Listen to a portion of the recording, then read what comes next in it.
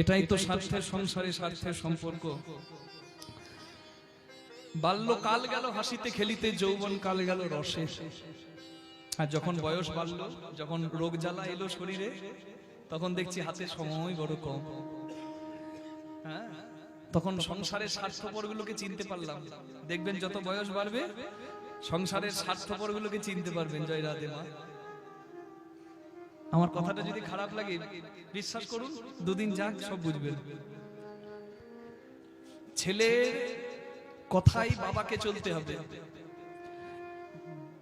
বাবা কার ঘরে থাকবে বা ছেলে ঠিক করবে। বড় ছেলে বলবে বাবা তাহলে দুদিন ছোটর বাড়ি যাও।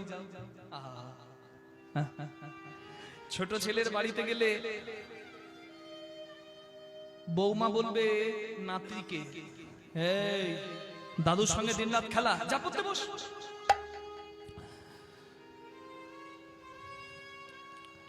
দাদুর তো কাজকর্ম নাই, তোর তো আছে, যা পড়।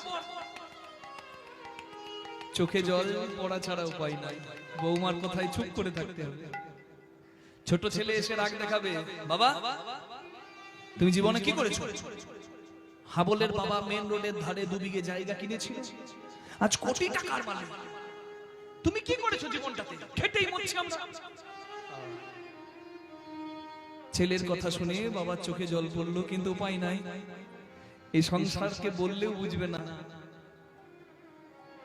তাই বাবা চলে গেল ঠাকুর মন্দিরে। গোবিন্দের কাছে চোখের জল ফেলছে আর হাত জোর করে বলছে, মাধব এই সংসারে আমি কি করেছি আমার হিসেব দেওয়া লাগবে।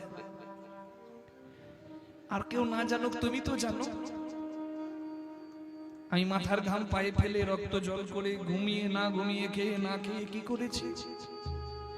এই সংসার আমার মূল্য বুঝবে না, কিন্তু তুমি তো জানো। আর কেউ না জানো আমি কি করেছি। আমার কি মনে হয় জানো, আমি বড় ভুল করেছি। এই স্বার্থের সংসারে স্বার্থপরদের জন্য জীবনটা উৎসর্গ না করে একটু সময় বের করে যদি তোমার সঙ্গে আমি সম্পর্ক করতাম, তাহলে বোধহয় তোমার চরণে আমার জায়গা হতো। আমি ভুল করেছি, ক্ষমা কর। যে কটা দিন বাঁচবো তোমার নামে বাঁচবো, কিন্তু উপায় নাই। তখন রোগ জ্বালাতে শরীর শেষ।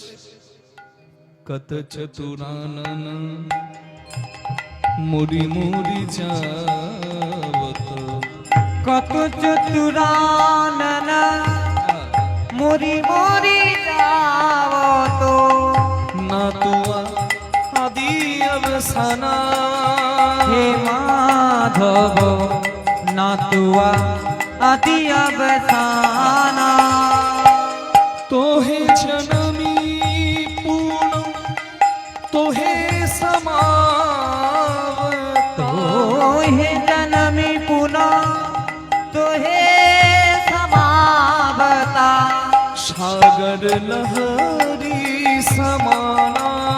হে মাধব সাগর লহরি সমানা।